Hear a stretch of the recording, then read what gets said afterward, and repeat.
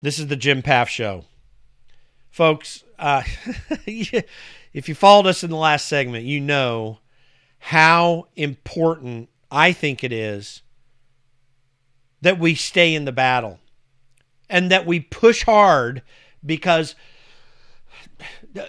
government will always devolve into authoritarian forms of some sort or another. It's never going to change. It is human nature.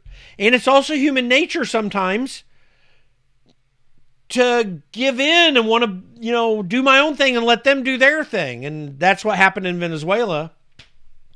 And it's not a free country anymore. It was the most wealthy nation in South America, and it's near the poorest now on a per capita basis. Well, someone who understands this very, very well is a very close friend of mine, comedian Evan Sayet. We've been friends for a lot of years. I've got him on. He's got a book called The Kindergarten of Eden, which you need to check out.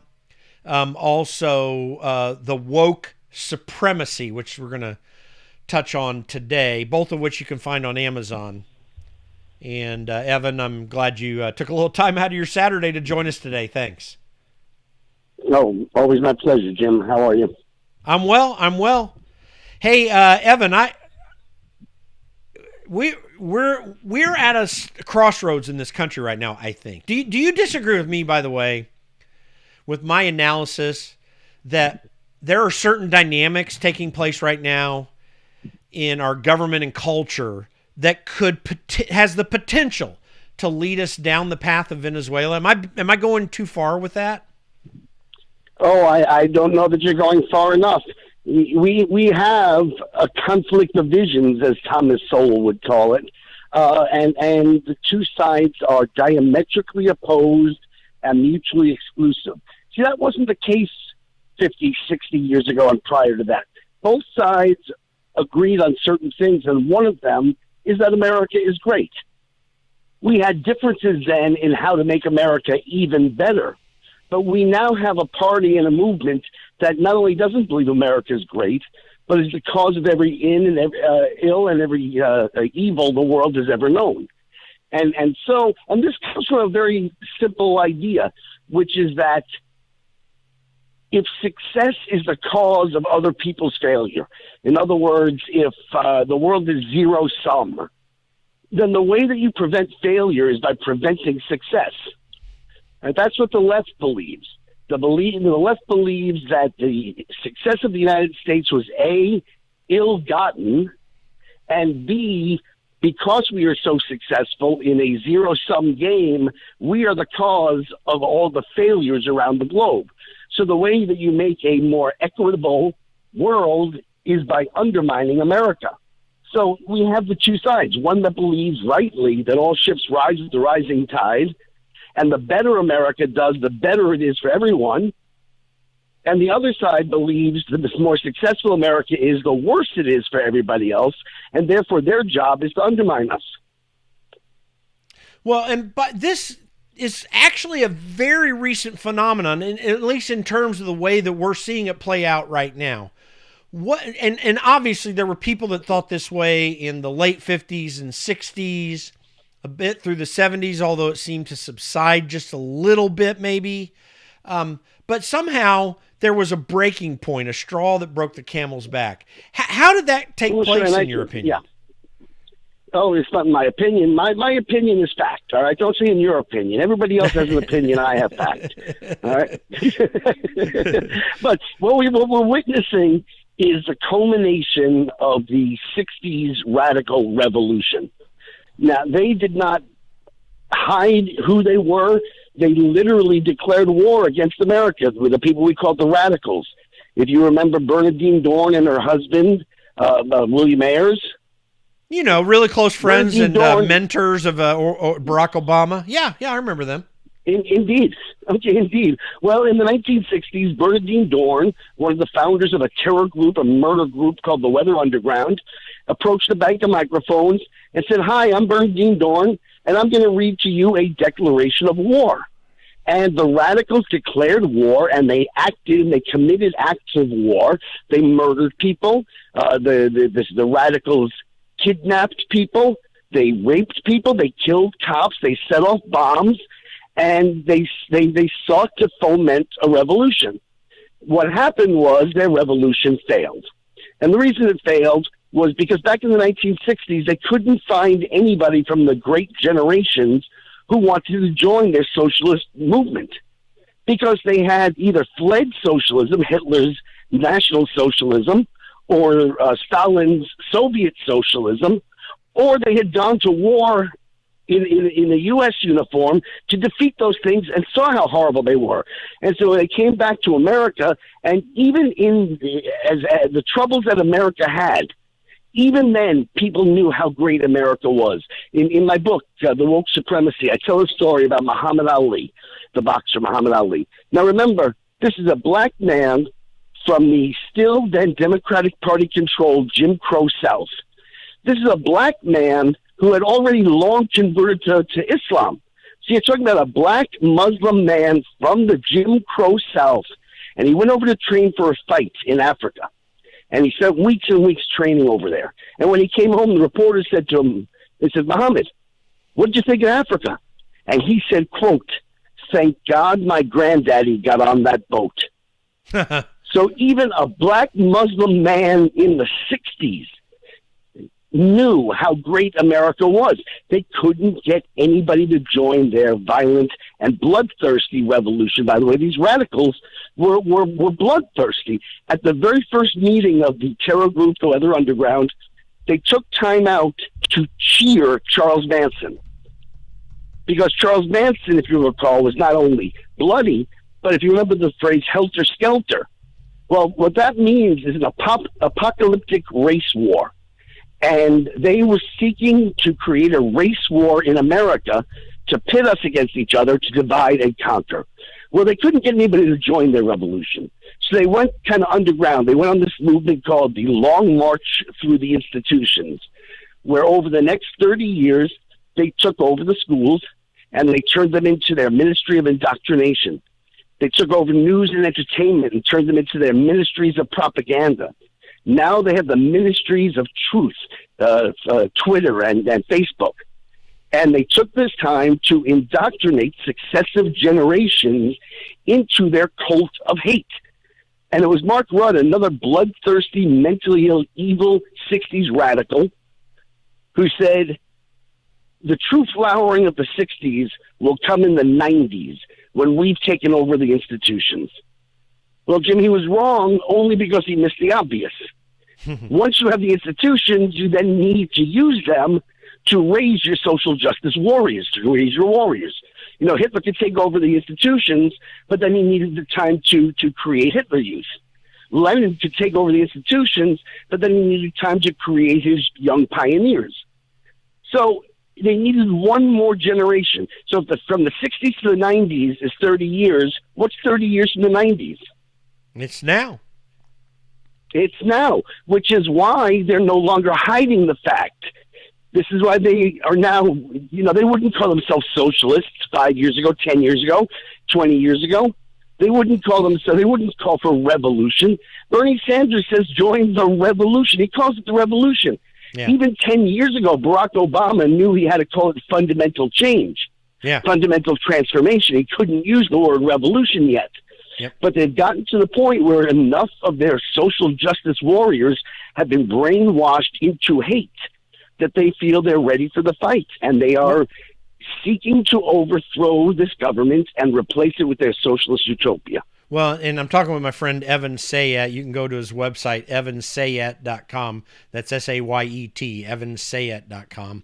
And we're focusing right now on what he's saying in his book, The Woke Supremacy. And you know, what I believe, Evan, is that the Obama administration, which was restrained in the manner you just talked about, really was laid the foundation to implement. I mean, he was given the outlandish opportunity, because Hillary Clinton really should have won that nomination in 2008.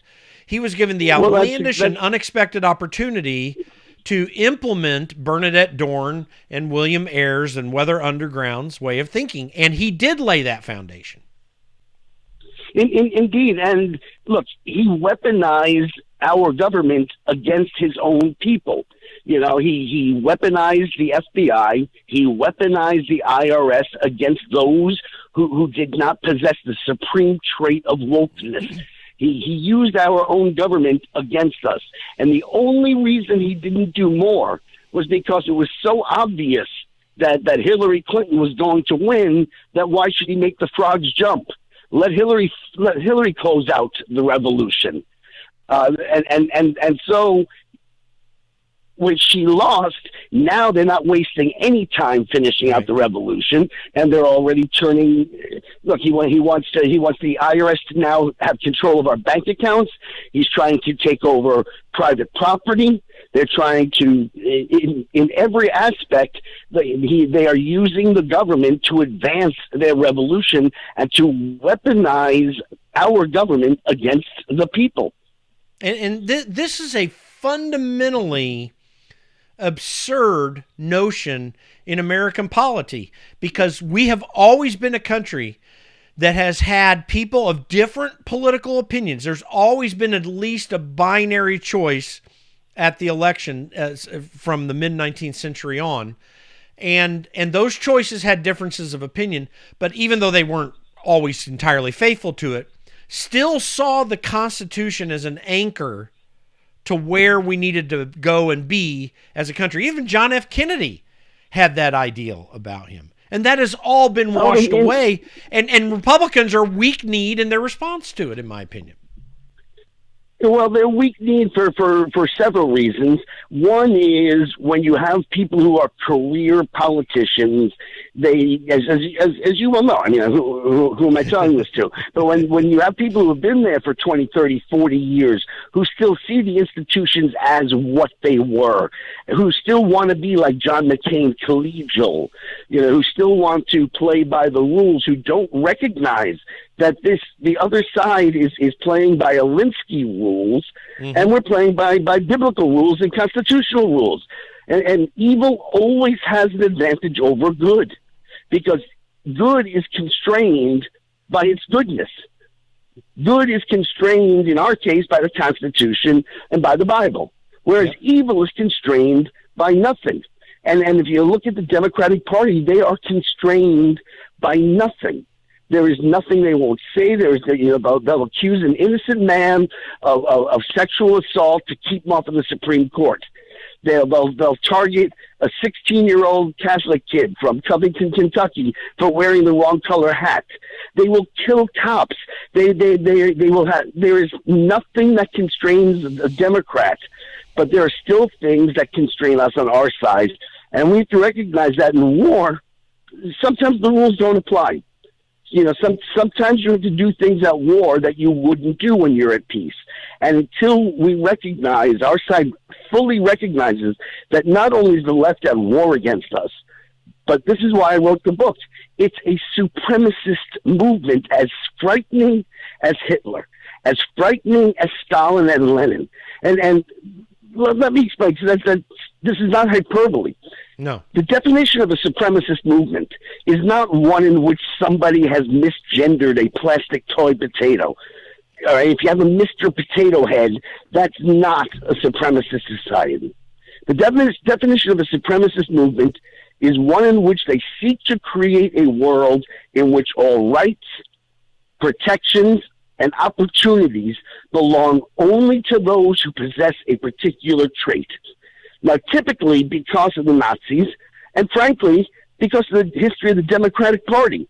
Because the Democratic Party, race has always been critical to the theory behind their policies. Right? Race was critical to the theory behind the Democratic Party policy of slavery. Yep. Race was critical to the theory behind the Democratic Party policy of Indian removal, Japanese internment, Jim Crow, and it remains critical. Race remains critical to the theory behind Democratic Party practices today. But the truth is, the world history is jam-packed, chock full of supremacist movements, and almost none of them was race the determinant of the supreme trait.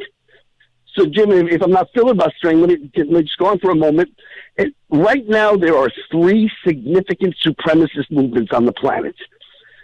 None of them use race as a determinant of the supreme trait. There's the woke supremacist movement, then there's the Marxist supremacist movement. In the Marxist supremacist movement, the supreme trait is not race, it's class. If you possess the supreme trait of proletarianism, you're entitled to all the rights, privileges, and protections and opportunities of Marxist society. If you don't possess that trait, then you're not entitled to those things. Same thing. Another one is the Islamicist supremacist movement, right? Like ISIS, Hamas, Hezbollah, Al Qaeda, Yep. right? In the Islamicist supremacist movement, the supreme trait's not based on race, it's not based on class, it's based on creed. Right. Those who declare and exhibit an extreme for 6th century Muhammad are entitled to all the rights, privileges, protections, and opportunities of Islamists. In the woke supremacist movement, You're breaking up. And if you are woke, you are entitled to such rights as freedom of speech. If you're not woke, you're not entitled to freedom of speech. If you're woke, you're entitled to protections like due process. If you don't possess the supreme trait of wokeness, you're not entitled to due process. If you're woke, you're entitled to have a job. If you're not woke, they are going to run you out of your job. You're not entitled to the opportunity to have a job, to pursue a career, to start a business. And so if you go across the board, Nazism, Marxism, Islamicism, and wokeism, every single one of them, you can go down the line, and they all believe that rights, privileges, protections, and opportunities must belong only to those who possess a particular trait. All others are not only to be denied these things, but, Jim, it is a moral imperative to them that they use their resources to fully disempower, forever silence, and erase the memory of the existence of any and all others. And that is what the woke movement seeks to do. They seek to deny us every right, privilege, protection, and opportunity, and to fully disempower, forever silence, and permanently erase the memory. Yeah, and of those this who do not possess the woke trait. Yeah, right, and this, by the way, in my opinion, has a parallel for Christians and Jews in the Old Testament of Nehemiah, because see, two factors here. Those opposing him, even though he had the authority of the king, under whom his opponents in the region were subject as well, he had the authority, but they sought a genocide of those people. And Nehemiah, though, in fighting back, did not refrain at all from an equal reaction based upon the principles that he had. And we've got Alinsky, and if you don't, then you lose. That's right, and that's why the way it is. That's why I play that, as you know, this famous Andrew Breitbart intro, because Andrew Breitbart understood that. This is a war that we have to be willing to fight. And if we don't, we will lose it all. Evan Sayet, again, is who I'm on the phone with. Evan, real quick, just kind of cap it off and then let people know where they can go to get your books. Absolutely. Well, you just made a point about genocide. Let me just very quickly make the point that genocide was a cancel culture. Yeah. Now, in the old, right, quite literally, they don't have to commit genocide any longer because they can cancel us through technology now. That's correct. So if you feel comfortable because you're not seeing gas chambers or gulags, you don't need gas chambers or gulags any longer. They can do it electronically. So you got to realize this is not only war, but it's a war of good versus evil. Well, and the supremacy movement, just to interrupt here, and the supremacy movement is not always violent. I do believe the logical conclusion ultimately is violence because of the yearning of the human heart to be free, but it doesn't always express itself in a violent way. It's actually very violent, but in a different manner, what they're doing to cancel people on social media. It's violent, but it's not physically violent. It doesn't always have to show up that way. Well, because technology is such, and this is exactly what George Orwell was writing about. Orwell wasn't novel in his idea of authoritarianism and totalitarianism. What made him novel and prescient was his recognition how technology would become the new means to the very same end. Hitler couldn't ghettoize you electronically the way Zuckerberg and Dorsey can. All right, so he had to physically do it. He couldn't disempower you or demonetize you without shattering your business's windows like Kristallnacht. They can demonetize you now with a line of code. That's so right. You got to remember, the gulags and the death camps, they weren't ends; they were means to an end.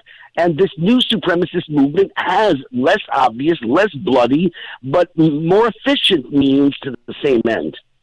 And it is a threat to our liberties. It's a threat to the Constitution, because, as I said in the beginning, it can turn into another Venezuela, and we got to be careful of that. Evan Sayet, tell people where they can go get your book, and before we close this segment. Sure. My books can always, until they cancel me there, you can still go to Amazon.com. One of the ways to get to Amazon.com is all things Evan Sayet can be found at Evan Sayet, EVAN, S as in Sam, AYET.com. And you'll find my famous speeches. You'll find links to my book. You'll even find some of my stand-up comedy. Yeah, which is fantastic, by the way. And Evan and I have been friends for many years. I just... one of my greatest friends, and I'm very thankful for. And you need to definitely listen to his Heritage Foundation speech on the evansayet.com website, which is fundamental and kind of shot all this forward for him. And it's a brilliant speech. I'll share it up at locategym.com. Evan, thanks for coming on the program today. I really appreciate it. My pleasure, Jim. I'll talk to you soon. Okay, thanks. Folks, we're going to take a quick break. This is the Jim Pfaff Show. Again, go to evansayet.com and check out Evan's stuff. We'll be right back. Hi, it's